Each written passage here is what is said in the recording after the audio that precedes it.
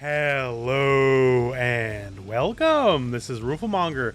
So my friends, the Guilty Gear Strive open beta is now currently live, and you can just go and play it if you want. And I figure I would make a video over some of the changes that have happened since the last beta. Now this will be no means exhaustive because simply put, I don't know every single change, but I want to go over quite a few of them. And one of the first ones I want to start with is one of the universal changes, making anti-airs a lot more easy and reliable.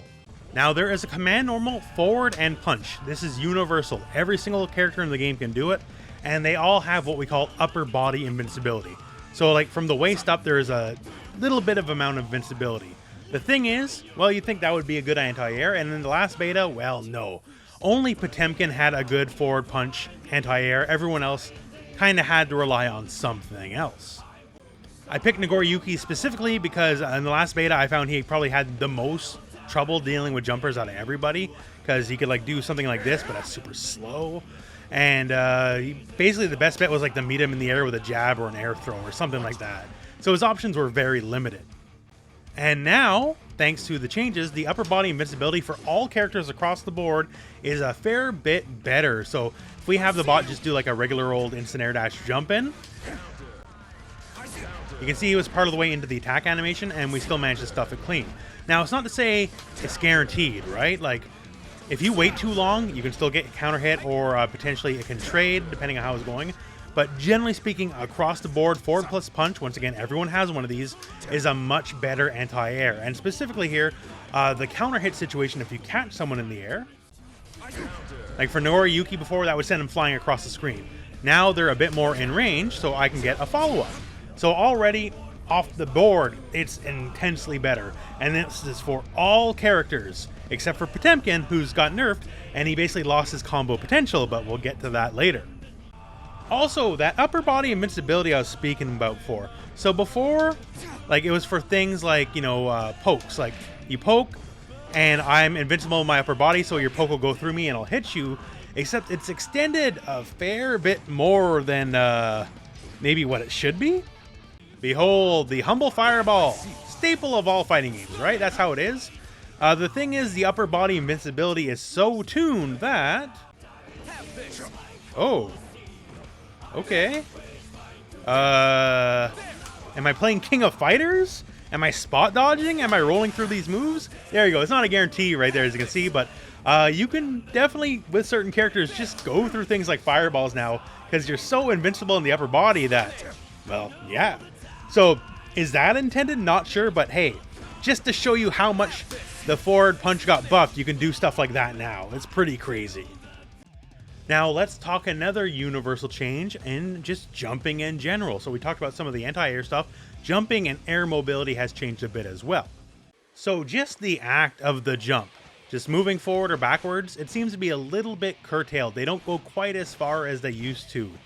And this seems to be a little different character to character. Some characters seem just about the same. Some people you can feel a little bit more. But basically either further or backwards, jumps just don't go quite as far.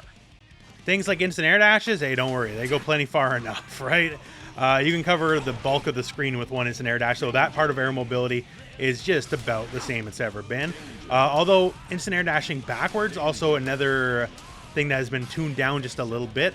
Does not seem to go quite as far as it used to, but otherwise, yeah, air mobility maybe a little less, but once again, this was one of the biggest complaints about the game. From the lowest ends to the highest ends of play, people said jumps were too strong. So now jumps are just a little bit weaker, and anti-air capabilities like your universal forward plus punch, they're a lot stronger across the board.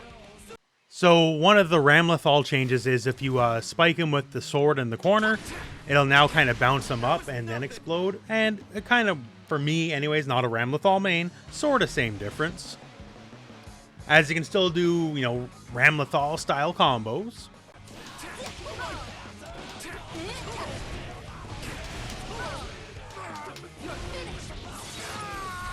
And, you know, fair enough to me, that kind of works, so definitely not the end of the world on that change. So for Soul, the changes I know of, there's one nerf and one buff, and the nerf, and this is one I'm glad for, and I know it's against type, but he has a nerf to his command grab. It does less damage. Now you might say, well, why are you happy a command grab got nerfed, rooflemonger? You're the grappler guy, right? Well, I don't know. I was always just scared that Sol is just a better grappler than Potemkin. And considering it used to do almost as much damage as Potemkin's grab, the Potemkin Buster, I'm okay with it just doing a little bit less. It gives Potemkin a little bit more identity because, you know, Sol can do things like air dash. He can do things like run. He's got a million plus on block moves. Like, you know, you didn't need all that plus a grab threatening Potemkin's grab. But on the flip, here's the buff. So the enemy, you might notice they're set to block, right? Well, the move Heavy Mob Cemetery is now a command grab. So this move was already pretty good. This was like your reaction check move, right? And now it's a command grab, so effectively unblockable on top of everything else. So this move, it was already the move, like, if I caught you dare doing anything slow, you were already dead. Because that's just how it went. Like, so now it being a command grab on top of everything else, it seems pretty okay to me, honestly. So let's talk Nagoriyuki. So Nagoriyuki's got a fair bit of changes here. Not the least of which is his forward punch is a lot better, as we went over. It's better for everyone, but for him, it was so dire. That's just a big improvement. But the biggest change here, if I had to say anything, is the blood gauge. So the thing is now this. Your teleports, they take less blood gauge than they used to before. Before, any special move, as you can see here, your blood gauge has gone into like 3 segments. Any special move would be half of a segment. So a teleport now is about a quarter of a segment. So it is less than it was before. Now mobility, like Nagoriyuki's not very mobile, right?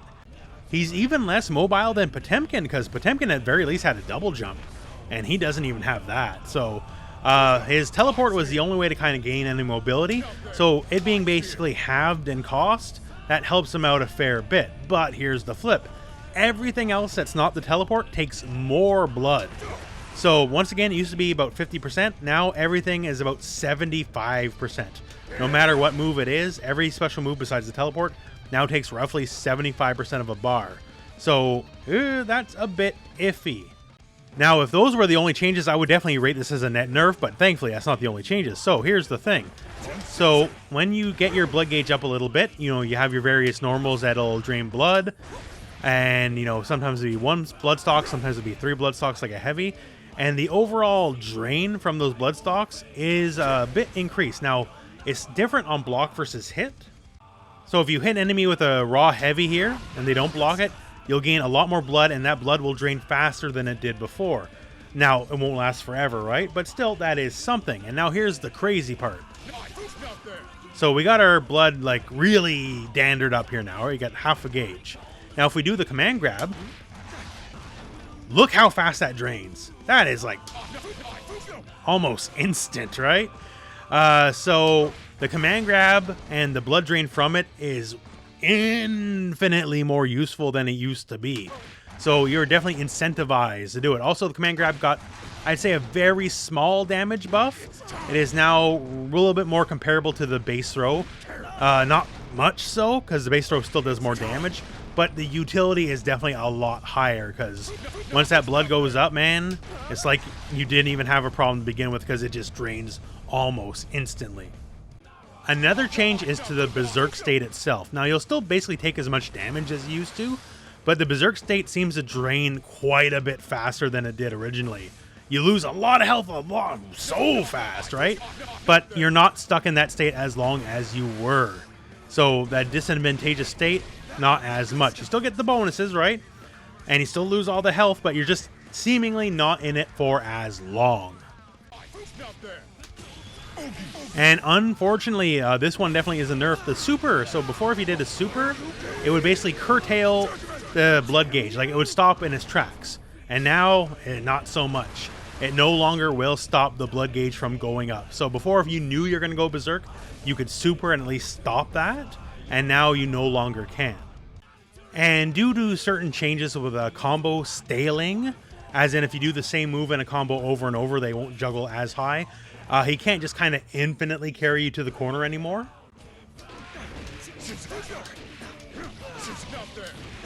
As you can see right there, like that last hit did combo, but like before, I would still be able to juggle him again and just go from there. So that won't work. So just doing the same combo with like a couple reps over and over and over is not as viable for him. So a lot of changes. A couple things that, like the universal system, like that, the combo thing, that definitely didn't work in his favor. But stuff like this, him having real anti-air definitely helps a lot. The command grab being way more useful than it's ever been, also a very big help. And overall, I'd say it's a net positive. And plus, there's probably a lot more changes I'm not aware of yet. Alright, so let's talk Potemkin. If you're not aware, Potemkin got the nerf bad, and hugely so even. He's eaten some of the biggest nerfs I've ever seen in fighting game history, because he got the hammer taken to him. Now, it's not all doom and gloom. There's at least one positive buff I can give you, and I'll save that to the end because we got a lot of nerfs to go through. So first up here, Hammer Fall. Now punishable on block. Now it always was technically, but before you had to just guard it to negate the pushback, and now you always get to punish it. So hey, well, that's how it is. Mega Fist. Now punishable on block as well. However, if you space it correctly, then you're kind of safe. So there is something there. Backwards Mega Fist. Used to be plus on block, and with the carrot trick, I can make backwards Mega Fist go forward. And now, that is negative on block versus it used to be plus on block. Potemkin's forward punch. Remember how we talked about forward punches, how they're much better anti-airs now? He was the only character that it was just a good anti-air to begin with in the old beta, right? And on top of that, on a counter hit, he got a little bit of a combo, and now, nope, gets no combos. So now, this is about the long and short of it because it automatically bounces him away. Before, you could juggle them in the air and he no longer has that potential, so basically nothing. Now that said, he still has stand punch, right? So that's basically going to be the go-to anti-air now, as far as I can tell, because that's the only way to get any appreciable damage out of it. Now it still has its uses, it retains the upper body invincibility, right? And just the animation is always good for dealing with anti-air stuff anyway. So it's not crippled, but man, losing a lot of damage from it definitely sucks. There's other things we knew from before, like his normals don't quite whiff and chain as fast as they used to. So that's unfortunate. And yeah, it's a bunch of negative stuff, but there is a silver lining. So forward and kick, big old shoulder charge, that did get better. So before it hit on regular hit, it would just send you flying, right? You had no potential to do anything. And to be fair, on regular hit, there's no real combo potential. But here's the thing, on counter hit, you get a lot more than you ever did before. So if you counter hit the enemy while you're doing this move here, you have more time to set up whatever. Like now that is a natural combo on counter hit, right? But also the Garuda Impact, the gunshot, that is also a natural combo, and wouldn't you know it?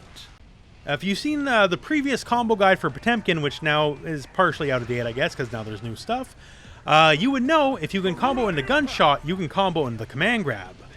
Now, alright, command grab. Oh, I whiffed. Oh, that sucks. I guess it's not possible, or is it?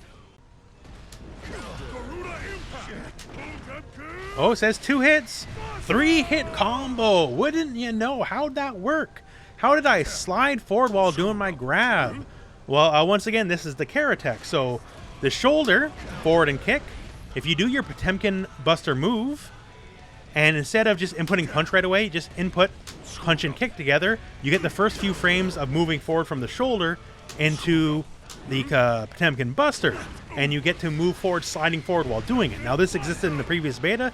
It has not been patched out, and Arxis, if you take this out after everything you've taken and made him way worse overall, I'm coming for you. I'm just telling you right now. So this combo specifically is possible thanks to this technique. Now, if you hit it at absolute max range, you're still not going to be able to get it because it's just too far. So you have to know where you are.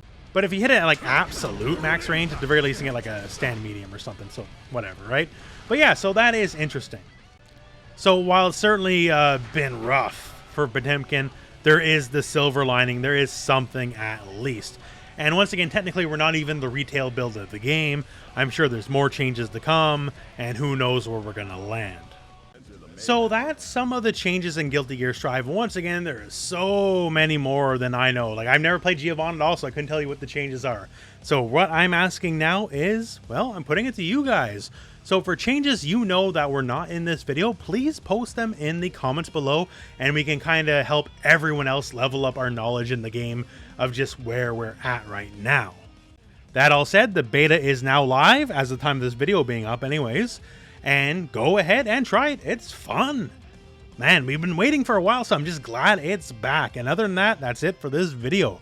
So thank you very much for watching. Hope this video has found you well. Go out and play some Guilty Gear.